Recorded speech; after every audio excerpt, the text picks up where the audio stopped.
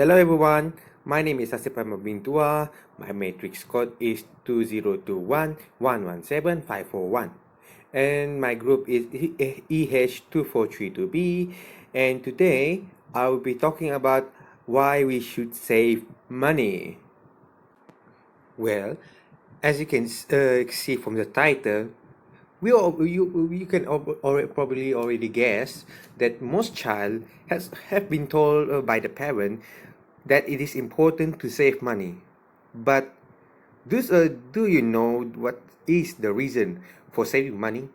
But I'm pretty sure that you, the audience, can identify 7 reasons why we should save money. I will cover those and hopefully and some others that you haven't thought before. Saving money should be part of your financial plan. It is best to have a specific goal for your saving, as well as debt reduction, retirement, and other major financial milestones. It is also an excellent strategy to put your saving on autopilot. But how do you exactly do that? Each time you are paid, either you have your money directly deposited into multiple accounts or have an automatic bank transfer set up to move funds as soon as you receive your paycheck.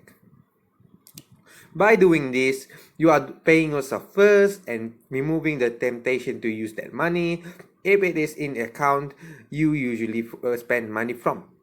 But we will talk about that bit more as we will go through the reasons as well as some other helpful money saving strategies.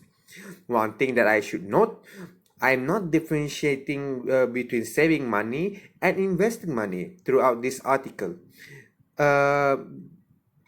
Saving money in a saving account isn't going to grow your wealth very much, especially when it is especially against the inflation of the country. However, when deciding how to save or invest your money, you need to weigh the potential risks involved and the time you will need to access these funds. Well, there are many reasons that we save money, but today I will be pointing out 4 reasons, which is emergency funds, retirement, college funds, and child care. Alright, let's move on to the first one. Emergencies fund. As much as we hope that emergencies won't happen, we all know that they do all the time among every families. Maybe we can start with a family member that develop health issues. You might need to take an emergency trip. You may have a car accident or a breakdown. Severe weather could flood your basement or crack your pipe. You may have to fly to loved one funeral. Any of these emergencies can be expensive, and we all know that we will likely to encounter such emergency from time to time. So it is it so wrong to not prepare rather than become potentially become another victim of emergency? While people that are giving this only side note on these matters, ever since the pandemic, the effect of the pandemic helps illustrate the importance of having an emergency fund, and which is why it is one of the top reasons why we should save money. But having one is just as important when your car breaks down, your refrigerator stops working, or you're having medical emergency. While 3 to 6 months of living expenses is a typical amount recommended to have in an emergency fund, that can seem like a huge number when you're just starting out saving. But don't let that stop you. Start saving what you can now by setting up automatic transfer to high yield saving account. Over time, try and increase this amount, and it will grow over time.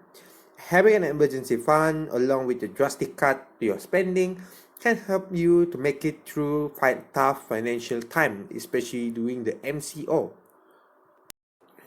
When it comes to the reason for saving money, retirement should be toward the top of your list. But why we should save money for something that is potentially decades away? What I'm trying to say is the top reason to save money when you're young. It doesn't just mean for retirement. Saving when you're young in both tax advantages in a retirement account as well as taxable account is essential for long-term financial independence. If you haven't started saving for into retirement yet and don't have a retirement plan at work, a corn is an excellent way to start. And certainly don't miss out on free money. One other vital point regarding retirement saving, which is such an important reason to save money, is employer matches.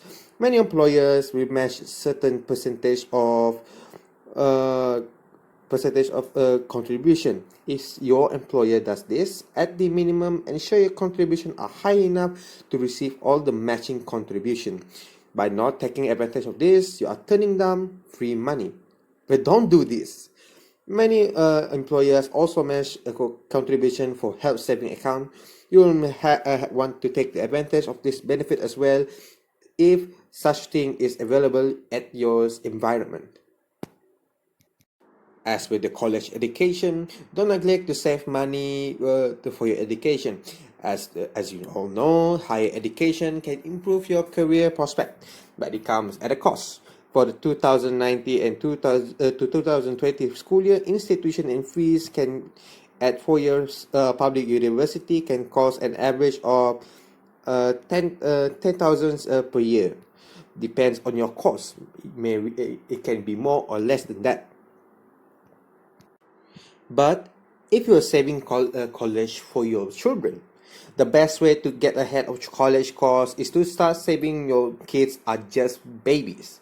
That gives you time of advantage to use the power of compound interest. You can also use to reduce college costs, consider attending an in-state public university instead of a private school or out-of-state public school. Also, you can also apply for scholarship and financial aid. However, don't put your college saving for children in ahead of your retirement saving on other financial goals. While you want to avoid student loan debt for your children, you don't want to run out of money in retirement. And lastly, let us move on to the child care. It is easy to forget, but the financial implication of having a child starts well before your little one enters the world. During the prenatal stage, you will need to attend regular checkups, undergo tests, and purchase nutritional supplement. Then there are costs of delivering your baby, whether it is normal birth or cesarean, as well as postnatal care for the mother and the child. And the cost of which will depend whether you opt for a government or private hospital. While that is all important, a confinement lady will also push the cost upward. For 1 month of postnatal care, you are looking at upward of 5,000. While it has abundantly care that since the adoption of GST, the cost of having a baby in Malaysia have gone up significantly. While the costs vary between cities, hospital, and birth type, between public and privately funded hospital, on the average, you will need to budget around the following costs. As your child grow and develop, the number of expense will continue to rise. Despite the government and individual company-led schemes to entice mother back to the workforce, Malaysian labour force participation rate is the lowest in Southeast Asia at 47.2%. As such, there are numbers of childcare costs to consider. A study by parent group Baby Center found that over 80% of Malaysian parents rely on third-party healthcare, 41% rely on grandparent or other relative to take care of the children, while 40% turn to babysitting or nanny service.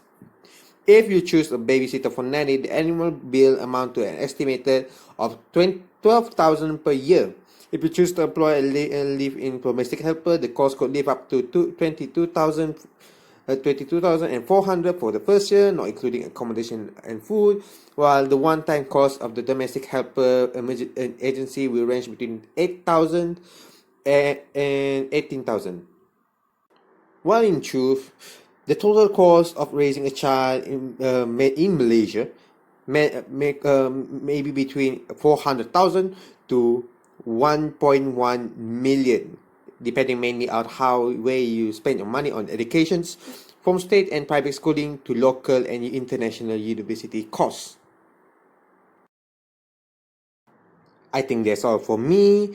Thank you for listening and have a good night.